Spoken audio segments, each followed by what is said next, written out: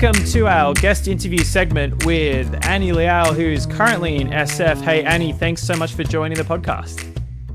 Thanks so much for having me, James. I'm really excited to ask you a bunch of questions, but first, a big congrats on raising your pre-seed round. We are going to talk a little bit about that. But before we do, why don't you dive into what are you doing at SF post your pre-seed round? What's happening over there? A lot of fun stuff happening. To be honest, just a lot of heads down work. So just here by myself at the moment, we have a lot of exciting developer tool partnerships with AI companies based in San Francisco, which we'll be announcing soon. So just here to meet everyone in person and film some of the content with them. And to be honest, just a lot of heads down working. So yeah. I could imagine. I know what it's like post pre-seed round, it gets busy.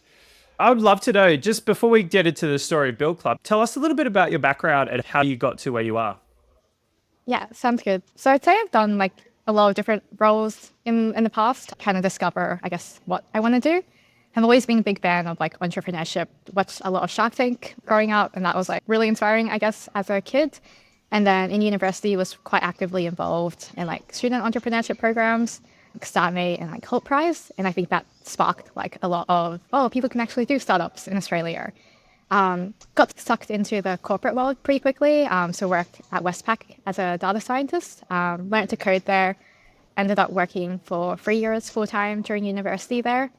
After that, decided data science probably wasn't what I'm going to be best in the world at, and then didn't really know what I wanted to do. So did a stint in strategy consulting at Boston Consulting Group in Australia and also Southeast Asia, where we did a lot of AI use cases because I had an AI background. They always put me on the AI cases.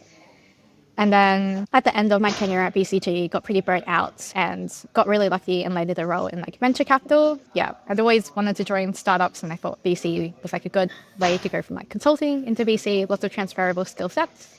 And then in VC, I think is where I really started to fall more in love with AI, AI startups and people building really amazing things which I couldn't build before. And that's where I founded BuildClub, in the first few months of my career in venture capital, which started off as an AI community. And then, I guess 3 months ago, we raised our pre-seed to build it into something bigger. Great. And so that's super interesting. So you basically had a consulting background into VC and then into being a founder. Tell us, what was the inspiration for BuildClub? I mean, I think, from my perspective, looking in, looking outside, looking in, right, it is just been, it feels like it's popped out of nowhere. There's all these BuildClub members from zero to hero in such a short period of time. But I'd love to know what was the inspiration and the aha moment, so to speak. Yeah, really great question. I think it's a bit funny when people say that because we've been working on BuildClub for 1 year, and I think at times it feels very slow, to be honest. So how it started was just basically I was working in venture capital. A lot of my friends were AI founders, and a lot of them would travel to San Francisco and then come back. In SF, everyone lives in hacker houses. It's very hardcore about AI, has the whole mentality of building together. And we wanted to recreate that locally. So a lot of the time, me and my friends would just go to Starbucks on the weekends and work on our side projects. And then my VC firm, no one was working in the office on Sunday. So we're just okay, let's open up that office space on Sunday. So that's essentially how it started, just me and a couple of friends working from an office space on Sunday. And then it turns out there was a lot of other people out there who want to build something cool in AI and want to build cool things and talk to other people who are also building cool things. So that's how we grew a lot in the beginning, or just referrals. And then we had volunteers in other cities who were oh, I want to run a co-working where I am. And a lot of the time they're solo founders who also want that sense of community around them. Yeah, and then because I was working in venture capital at the time, I was okay, we can probably run a accelerator sprint on top of all of this, where basically can we identify 50 people who are all maybe on the edge of going full-time into their projects and get them to come in person and ship together. So we started running accelerator programs, in-person accelerators, and then virtual, and then gradually just grew bigger and bigger. Yep. I think with time, we found that a lot of people that joined BuildClub just wanted to learn AI, not necessarily build a venture-backed startup. Because I think now with AI, anyone can build probably an AI agency at extremely low cost. And we thought that was pretty interesting. And then at the start of this year, so I started working as chief of staff at Relevance AI. I forgot to mention that before, but that's also a very critical point in my career. Learned a lot, really amazing team and founders. And essentially in Relevance, we hired out an AI engineering team there. And a lot of the hires actually came from BuildClub, and then posed the whole question of like, how can we identify really good AI talent? And then also gave me really good insight into adoption of AI in terms of, at the moment, a lot of people are still preferring a very service-based adoption model of AI. And that feeds into the thesis of what we're building with BuildClub now. Gotcha. So the summary is you really started building Build Club where the VCs were not working on Sundays and the founders were. We are actually, as people on the pod might know, we are pre-seed first investors in Relevance. And so I got to work a little bit alongside you during that time as well. Like, tell me a little bit about like how you see the AI market playing out. You've got, obviously the builders that you are exposed to, but then tell me how you've seen users actually adopt it and what some of the interesting things you've observed over the last 6 months. Yeah. I think it's pretty interesting on both ends in terms of the market landscape of what people like startups are building and like how that's changed for time. And then also you have like enterprise and like small medium business adoption. I'd say like on the first side, so like builders like building tooling and everything, there's been basically like a whole explosion of activity in terms of like startups building like dev tooling for like AI engineers to use. It's like a whole new category of tools and like a whole new tech stack also for AI for software engineers to use.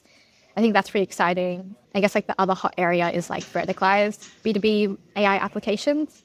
And I think what we're finding there is like there's some really good tools out there, but there's still like a big like friction point in terms of like adoption. So like for someone who's running like a barber shop or something, or even like a poultry like wholesaling factory, they have no idea of what AI is a lot of the time. And there's like a big friction point in terms of adoption. And that's one of the things which like the thesis of BuildClub kind of bets on. So I guess like on the enterprise side, we're seeing like a lot of like scale-ups and enterprises also start to adopt AI more broadly now. I think there's like a whole debate whether you like buy like an AI employee or whether you teach and reskill and upskill employees internally with Lean. I think I don't know like which one of those approaches will win. I think what we're seeing is like a lot of enterprises are going like team by team and like making those judgments. And a lot of the time they do things like maybe we'll trial like a gun loop or like relevance AI in like the sales team. And they're betting on the fact that their like SDRs have the domain expertise and they can keep their competitive advantage by distilling that domain expertise and enhancing their productivity with AI as opposed to buying in the external solution. It's a pretty mixed bag. Yeah, still early days in the adoption piece. How did you go about building that community remotely and from what was like essentially a few people in a room to what is it today? I saw online it's like over 5,000. Is that right? What's it at today? Yeah, our community is currently, because we have our waitlist open, it's slightly fragmented across Slack, email, and waitlist. So I think like altogether there's around 6,000 people now. Wow. I think community is hard. It's very hard to scale, and I think we're still trying to figure out how to scale it, which is why we're building like a platform now, essentially. But for us, I think it was like in the beginning, we started very small for a very, very like long time. I think we had like under 50 people in the community for the first 4 months of it. And that's because we wanted to make sure that there was like really good culture in the community of like people like coming in that are like technical and like willing to pay it forward and learn together. And then we had it like invite only and like very like strict criteria. And I think that allowed us to build like a really strong base of early believers. And a lot of people from that core cohort we had in the beginning are the people who are now like running co-workings in like if they travel overseas, they would run it like in Malaysia or like Jakarta or somewhere. I think that's been really rewarding to see. I think we are still trying to figure out the scaling factor of it. For example, we have city leads in more than 20 countries at the moment. And one thing we're thinking through internally is like how to best support each and every one of those without it taking a full day of our work. Yeah. Slowly working through that problem. What are some of the unique aspects you've done to kind of build that online community, given that everyone's distributed, right? Because if I was to have a bet to say someone from Australia is going to build a huge AI community, I'd be like, oh, probably not. It's probably going to be someone in SF, right? But what have you noticed? You're at SF right now, but what have you noticed and what have you done that's unique? I think for us, we've honestly just spent a lot of time talking to the people in our community and being with them. So every single initiative we've run in Build Club has been because of the pool factor. So we wouldn't have co-workings weekly in Sydney if there wasn't like people attending every single session, and a lot of like even like weirder things. I'm not sure we should have run like we do a lot of like knowledge group sharing, reading circles too on like really niche AI topics have all been like Yeah. someone in the community like stepping up and then us enabling them to lead that initiative themselves. So a lot of it has just been like co-designing the community, like with the community essentially. I think being outside of SF has been like a strong point for us because I think in SF, AI knowledge is so accessible to everyone. You can walk into an event and probably like the founder of Vercel would be like sitting there giving like a fireside. I think in other parts of the world, everyone like craves that knowledge. So a big part of what we do is try to be like in the know and then distribute that like knowledge and access to everyone around the world. That's really interesting. And have you found any, I guess, tricks or tips for the community that other community builders could sort of look to adopt with how you've managed the Slack community or anything really? I'd be interested to know. Yeah, I think we're still working it out. And I think there's a lot of things we would do differently if we were to start again. What we are looking at now is just like automating things with AI essentially. And it's even like how we're building our team currently is like a big part of like even designing like our internal like founding team is do we need to hire someone for this role or can we just augment an existing person with AI? So I think a big part of it is like building scalable systems. I think a big part which helped us grow is acknowledging community members who contribute and do really cool things. I think sending people like appreciation and even just like catching up with people one-on-one goes a lot further probably than people think. Okay. Yeah, interesting. Yeah, I've seen that, like the acknowledgements, the thank yous. It's been really interesting to sort of watch. I also love how you organize the just from a Slack perspective at least, the Slack channels and some of the cool tools you guys to automate the points that people can score. I think is really Yeah. interesting. Let's switch gear a little bit to the fundraise. So tell us a little bit about how that came together and the story behind that, from a community to then going, you know what, let's raise some funds. Yeah, it's been a pretty interesting journey. I bet. I bet. So like when I started Build Club, it was a community. We had no incentive to turn it into a business. Yeah, it was just for fun, something for me and my friends to do. I think it was at the end of my time in BC where we had a few people, we had a lot of requests from community members. And then I was like just doing Build Club on like nights and weekends. And a lot of the time I was like, oh shit, we don't have capacity to do that. It's not my full-time role. And I felt really bad about letting people down. And also knew that I was like kind of burning out a bit on it. And then we started talking to like angel investors like in January in the year. But then I also had the offer from like Relevance AI. And I think at that time we were still like half like some type of AI accelerator for AI founders and then half like an e-learning community. So we weren't clear on like our thesis in the market either. So we decided not to take angel funding in January. And then I also had like never been on like the operations side of a startup before, and Relevance was like really amazing company. So joined Relevance, and I think it's like for that time when I was at Relevance and was I guess like more like in the arena or like they're like selling like AI workforce, like AI employees, and like hiring like top like 1% AI talent into the company. I think that was like pretty eye-opening for like where BuildClub could fit in the market. I think we were really lucky. We had some really fortunate to have strong supporters who even Maxine, for example, like when we were thinking about fundraising in January, she was there for that.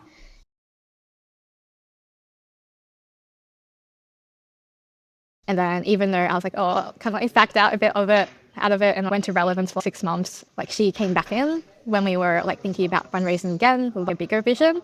And it was actually a conversation I had with Alicia from Etri, where I just went into office. I was still working at Relevance at that time. I was like still thinking things through. And then she was like, wow, like this could be big, like similar to Cloud Guru and like what they did for like cloud education. And I think having someone just like, say that like straight up without, oh, it's just a community, also helped me build like a lot of conviction and like what we could build. There's still a lot of work to be done, of course, until we reach that level. But I think just having people that were able to see past, oh, okay, it's not just a community, it's something so much bigger because the community is nice, but it doesn't capture value or it doesn't scale that well. So having people that were able to easily see that big picture quickly was really good. Yeah, so really fortunate that like Airtree was able to build like conviction in us quickly. I think like the whole fundraising process basically only took like 1.5 weeks. I think we got really lucky because we had like Nice. I was going to ask you Airtree. about. Yeah, we had Airtree come in first, and then Blackbird to like Yep. Tom Humphrey has always been like a really big supporter. He was also there when we were experimenting with like going full time in January. So they were able to build like conviction quickly too, and then ended up thinking that works best if we had co-leads because we're like a community driven platform, like as many like nodes in the market as possible is like more beneficial for us. And they're both like very like good value add investors. Yeah, so we're just like able to close the round after that. Great. So you're telling me you closed a 1.8 mil round in what, 2 weeks? I think there was like a lot of lead up to that.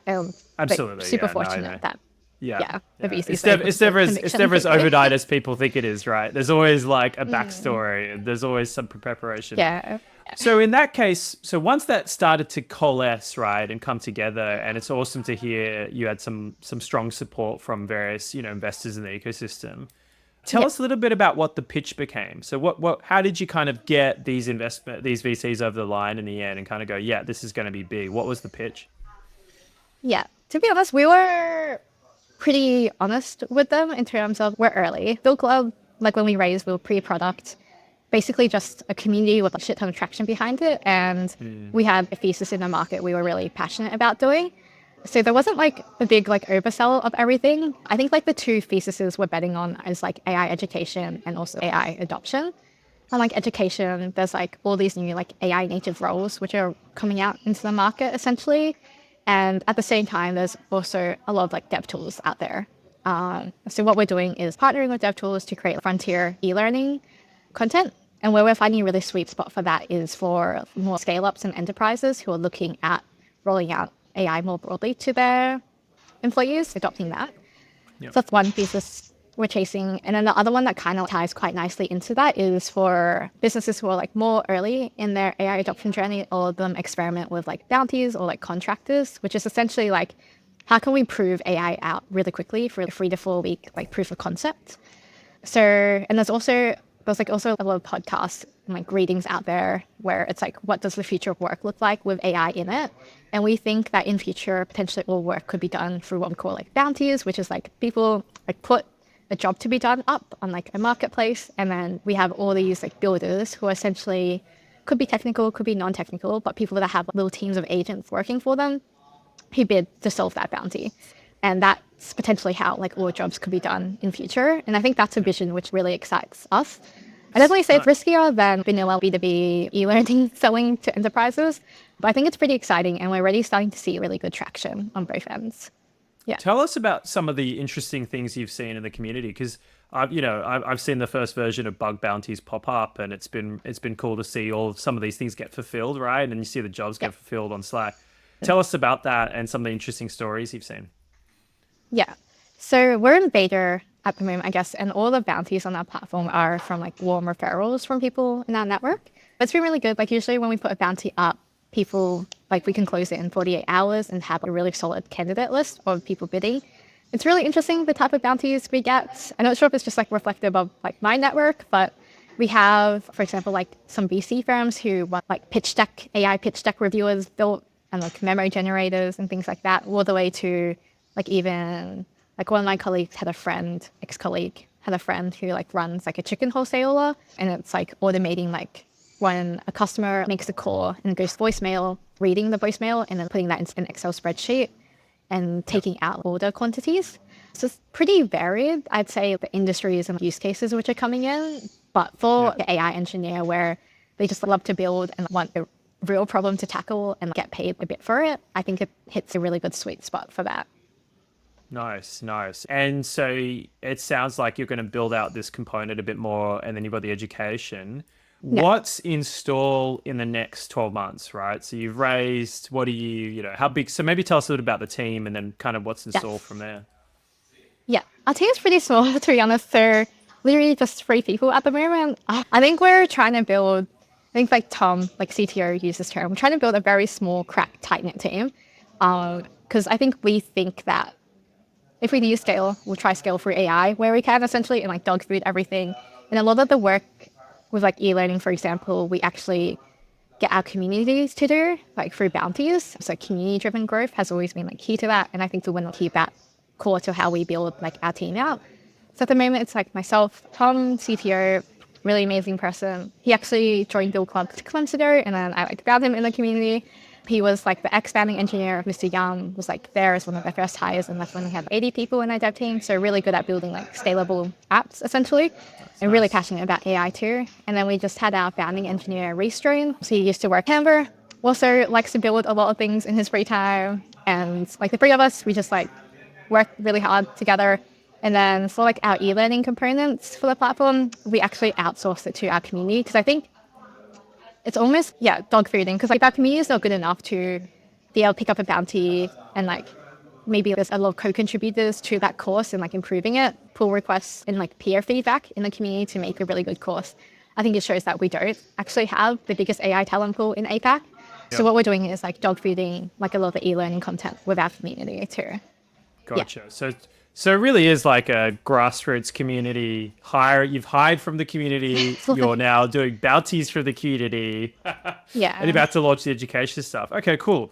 So what's in the store? So people that are not part of the community, like what's in store in the next 6 months, and what should they be looking at? Yeah, we have a lot of pretty exciting things launching in the next 6 months. There's a few different moving pieces. I'd say for people interested in AI, we're launching a buildathon soon where we have a list of 15 to 20 AI companies lined up who have created these really amazing AI courses with us. And our mission is to help certify and help people go through the AI learning journey in a 6-week sprint, essentially. So that actually hasn't been launched yet, but will be launched soon. And continuing to do that, we have our platform, which that will be hosted on, which we'll be launching. And it has a lot of fun, like gamified features. Also on our platform is the Bounty Marketplace, which we're going to make like generally accessible by the end of the year, which I think will be something we're super pumped for. And then the last bit is e-learning to enterprises. So we're starting a few like early design partnerships there, which we're very excited about too. Yeah. Cool. Okay. So if anyone wants to get in touch, then what's the best way to get in touch? Just I'll make sure it's included in the pod. Yeah. Feel free to contact me through email. I'll see for my email in the link below, but annie@buildclub.com.au. Or you can visit our website, www.buildclub.ai. Yeah. Great. Okay, cool. Thanks for that. And then I guess before we kind of head into the last couple of questions, what's your tips for other founders in the AI space, right? There's so many of them, so many people starting. What's your kind of top tips off the top of your head? Yeah. Good question. I think what's really helped us is just like collaboration, and maybe it's also because we're like community driven. But I think partnering with other like AI companies and just like having like casual coffee chats has really helped give us like a better perspective of what's happening in the field. And I know there's a lot of AI startups popping up who are like now building like the same fields. I think like the size of the pie is like pretty big. And so I think like just founders helping founders and that knowledge share is actually really valuable. Yeah, because what we're passionate about is like moving the world towards like safe AI, and we think that can be like best achieved through democratizing access to AI, essentially. And that's, I think for building in the AI field, that's like the mindset you need to enter with. Okay, cool. Thank you. Thanks, Danny. That's really interesting. And final question, I'm putting you on the spot here, so feel free to, have a think. You see a lot of AI founders, right? Mm-hmm. Who do you think are 2 or 3 founders to watch out for? Off the top of your head, this isn't, your favorite or anything, but just who comes to mind of recently that you think are good to watch out for? Yeah. Probably Daniel Hallam, first pick. So the founder of Unsloth. He works extremely, extremely hard. Like him and his brother Michael, they've had some really exciting developments recently. And are probably 2 of like the most like honest, kind, and like hardworking founders like I've come across with, and like always willing to pay it forward no matter what. I think what they're building and like the way they're approaching building is like incredibly cool. Probably the other 2. So Eric Steinberger, who runs magic.dev, I think what he's built is pretty amazing. I really like the vision, and he has like a very smart team of people too behind that. And then the last, probably the Gumloop founder, so Max, will be doing some like e-learning content with their team. And it's literally a team, he has a team of 2 people, and they've built like this amazing platform, drag and drop AI automation building. And I think like the quality of product which they've been able to build is really amazing, and like their focus on customer and the ability to build based off customers' needs and create a really sleek experience. Yeah, it's like very, very impressive. Yeah, so probably Great. those 3 people. Cool. Thanks for that. That's really interesting. I'm sure some of the listeners will love to check that out. Well, look, hey, Annie, thanks so much for taking the time out of your day in SF to talk to us. This has been really fun and insightful, and I'm sure everyone's going to like this. So thanks for that. And we look forward to watching how Build Club grows and launches over the next 12 months. Awesome. Thanks so much, James. Yeah, thanks for having me.